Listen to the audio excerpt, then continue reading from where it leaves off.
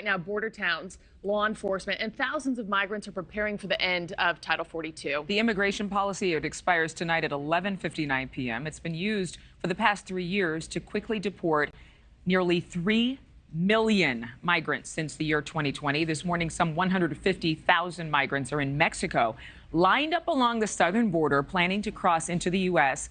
once that policy is lifted. Scenes like this may become even more common. Even President Biden saying things will be chaotic for a while. That's a quote. Meanwhile, on Capitol Hill, House lawmakers are expected to vote on the Secure the Border Act. It would limit asylum and beef up security at the border. No Democrats are expected to back the bill. NewsNation has dedicated crews to cover the end of Title 42 and the impact it's having on communities, not just on the border.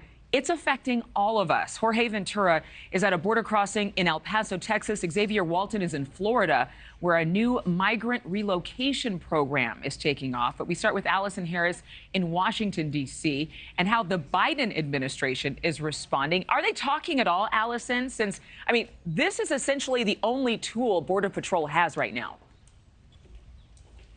They've been working on this for over a year, Adrienne. That's what the senior administration officials are saying, that they have been planning and preparing for this. The Biden administration still, though, is bracing for what the president says is going to be a very chaotic end to Title 42 today. As I mentioned, they have been working on this and preparing for this for over a year now. This morning, the president says that he is considering sending additional U.S. troops to the border to help border agents to free them up to do their jobs.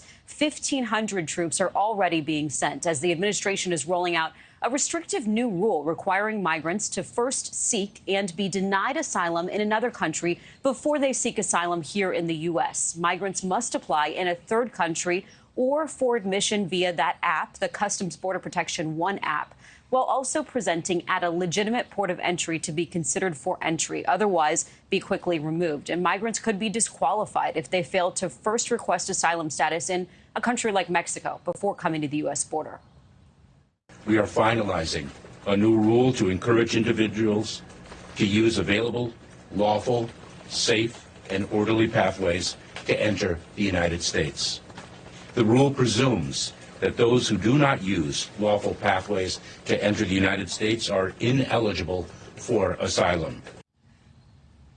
The ACLU has already signaled that it might challenge this new rule. The ACLU challenged a similar Trump policy and won, striking it down. Even Democrats are being harsh on the president for this because President Biden campaigned on restoring access to asylum in the U.S. Senior administration officials also say that they are ready to deploy up to 1,000 asylum officers to handle those interviews at the border, again, starting today with the expiration of Title 42. Thank you for watching. Go to newsnationnow.com to find NewsNation on your television provider. And don't forget to click the red subscribe button below to get more of NewsNation's fact-driven, unbiased coverage.